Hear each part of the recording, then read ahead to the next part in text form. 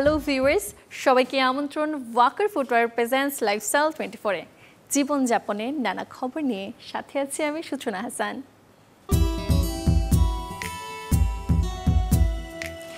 নতুন বাংলাদেশকে রংতুলিতে রাঙাতে ব্যস্ত শিক্ষার্থীরা। পথে ঘাটে দেয়াল জুড়ে রোদে পুড়ে বৃষ্টিতে ভেজে কেনই আঁকিবুকি, নিজের খরচে কেনই বা তরুণ প্রজন্ম করছে গ্রাফিতি। আয়োজনের শুরুতেই আজ জানাবো তা।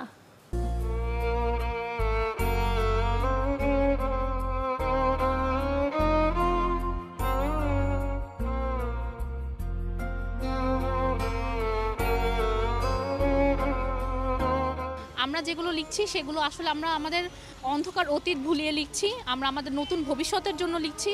আমরা এমন কিছু লিখছি যেগুলো পড়ে সবাই ভালো কিছু শিখতে পারবে, যেগুলো আমাদের দেশকে আরও এগিয়ে নিয়ে যাবে। আমরা চাচ্ছিলাম একটা বৈষম্য বিরোধী দেশ গড়ে তুলতে। এর জন্য আমরা সকলে মিলে আসলে কিছু কিছু কন্ট্রিবিউশনের মাধ্যমে সব একটা গ্রুপ করে তুলেছি। এর মাধ্যমে আমরা অনেকে সবাই মিলে রং কিনছি, দেয়ালের মাধ্যমে আমরা প্রতিবাদটা তুলে ধরছি সবার।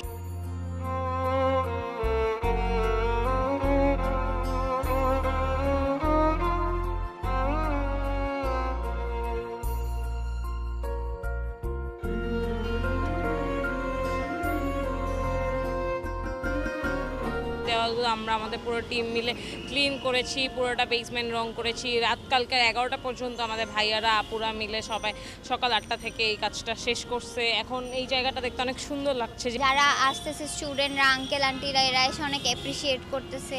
দেন কালকে আর্মি এসে আমাদেরকে অনেক অ্যাপ্রিসিয়েট করে গেছে যে আমরা তো কাজ করতেছি।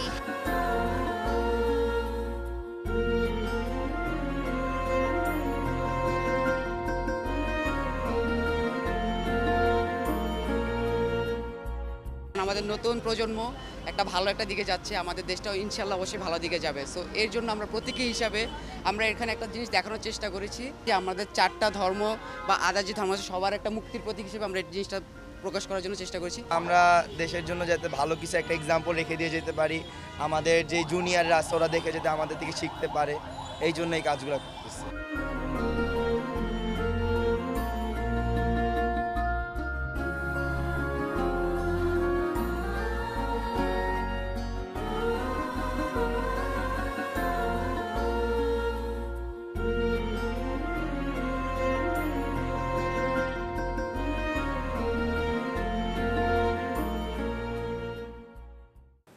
দেশের চলমান নানা সংকটে যখন ট্রাফিক সেবায় যুক্ত হয় শিক্ষার্থীরা, তাদের কাঁধে কাঁধ মিলিয়ে বিভিন্ন স্থানে অংশ নিতে দেখা যাচ্ছে তৃতীয় লিঙ্গের মানুষদেরও।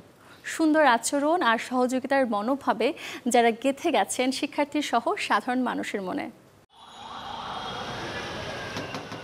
রাজধানীর ব্যস্ততম এলাকা ফার্মগেট, যেখানে সাধারণ শিক্ষার্থীদের সাথে ট্রাফিক নিয়ন্ত্রণে তৃতীয় লিঙ্গের মানুষেরা।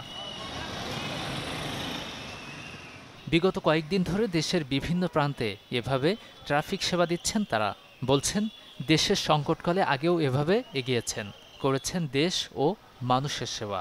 আমরা তো সাধারণ নাগরিক, তো তাদের পাশাপাশি আমরাও হিজড়া মানুষ, হিজড়া হয়ে আমরাও তাদের পাশে আসলে দাঁড়াতে চাচ্ছি। অ্যাজ এ ট্রাফিক পুলিশ হিসেবে আসলে কাজ করছি। আমাদের জন্য যদি এই ট্রাফিক সেক্টরে অবশ্যই আমাদেরকে যদি রাখা হয়, অবশ্যই আমরা ভালো কিছু করতে পারবো বলে আমি আশাবাদী। আর কিছুটা উপেক্ষিত এসব মানুষের কাঁধে কাঁধ মিলিয়ে কাজ করার প্রচেষ্টাকে সাধুবাদ জানাচ্ছেন শিক্ষার্থীরা। তারা আমাদের সব দিক থেকেই সাহায্য করেছে, যেমন আমাদের পানি এবং খাবার, এই দুটা জিনিস কিন্তু অনেক দরকারি জিনিস। যেহেতু এখানে যারা আমরা ছাত্র আছি তারা সারাদিনই বলতে গেলে ডিউটি দিতেছি, তো তারা এই জিনিসটা আমাদের খুব খেয়াল রাখছে। দুইটা জেন্ডারে আমরা সবাই কাজ করতে চাচ্ছি, তার মানে তারা খুব ভালোভাবে হেল্প করছে। আমরা ওনারা অনেক সময় রোডে থাকে, অনেক কিছু জানে, অনেক কিছু দেখে, সেই ক্ষেত্রে ওনারা আমাদের থেকে অনেক বেশি জানে। তো ওনারা আমাদেরকে এসে অনেক কিছু বুঝাচ্ছে যে এটাই ভাবে করো, এটাই করো না। তবে ট্রাফিক সেবা নিয়ে তৃতীয় লিঙ্গের মানুষদেরও আছে দাবি। প্রতিনিধিরা বলছেন সরকারের সদিচ্ছা থাকলে তারাও স্থায়ীভাবে যোগ দিতে চান এই সেক্টরে। যারা মাঠে ঘাটে টাকা চেয়ে খায়, তো এইটা না করে যেন তারা ট্রাফিক যেই পজিশনটা আছে সরকারের, সেই ট্রাফিকে যেন তারা নিয়োগ দিতে পারে। 10 জন হোক, 5 জন হোক, তারা যেন কাজ শুরু করে অ্যাটলিস্ট, কারণ অ্যাটলিস্ট কাজ শুরু করলে বাকি যারা আছে তারাও কাজের ভিতরেই আসবে। হাত পেতে নয়, যে কোনো ইতিবাচক পেশায় নিজেদের অন্তর্ভুক্ত করে দেশ গঠনে ভূমিকা রাখতে চান এসব মানুষেরা। গাজী আনিস, চ্যানেল 24, ঢাকা।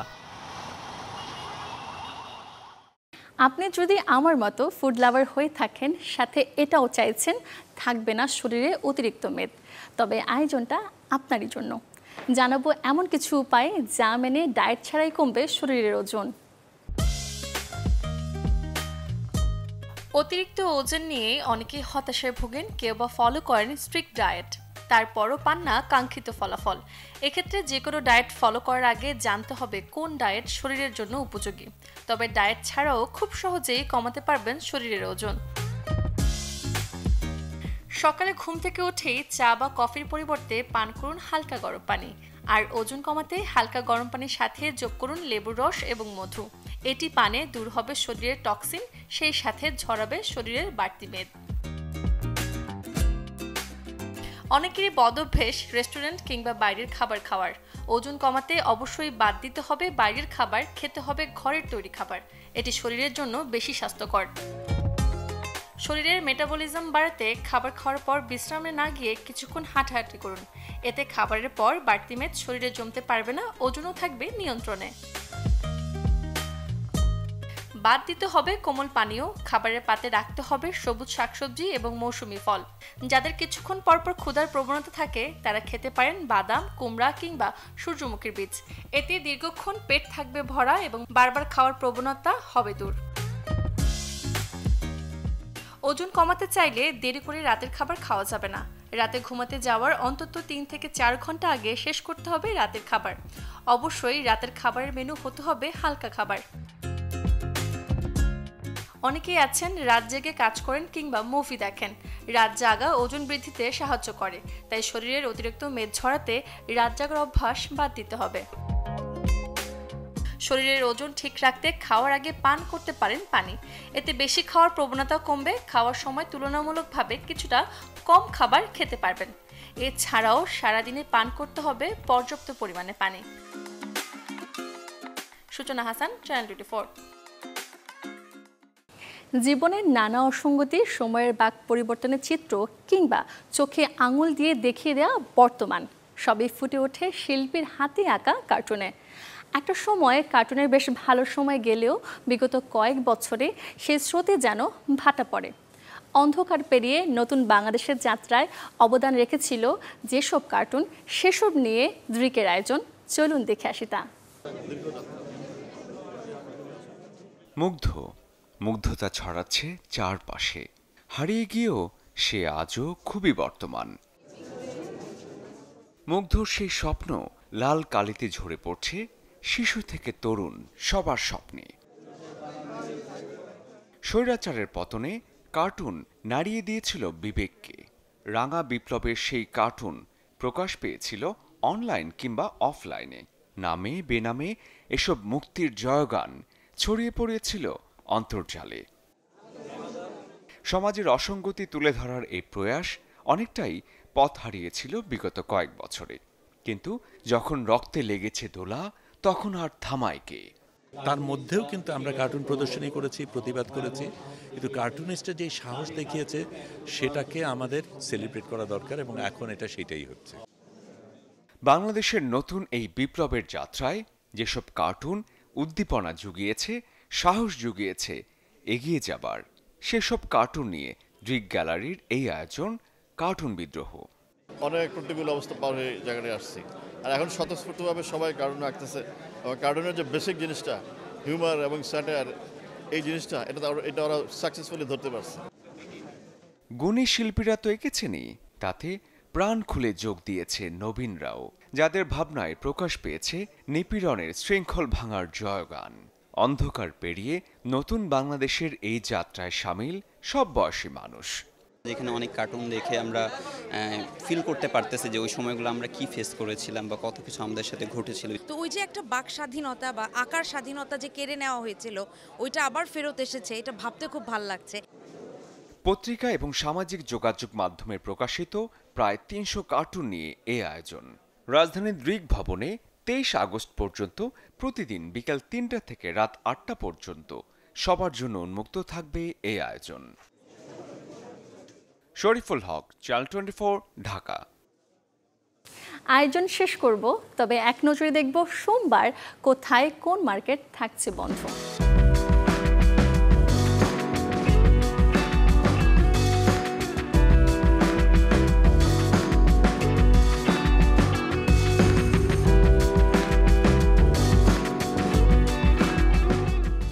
এই ছিল ওয়াকার ফুটওয়ার প্রেজেন্টস লাইফস্টাইল 24 এর আজকের আয়োজন। জীবনযাপনের নানা খবরের সাথে দেখা হবে আগামীকাল। সে পর্যন্ত সবাই ভালো থাকুন, সুস্থ থাকুন, অবশ্যই চোখ রাখুন চ্যানেল 24 পর্দায়।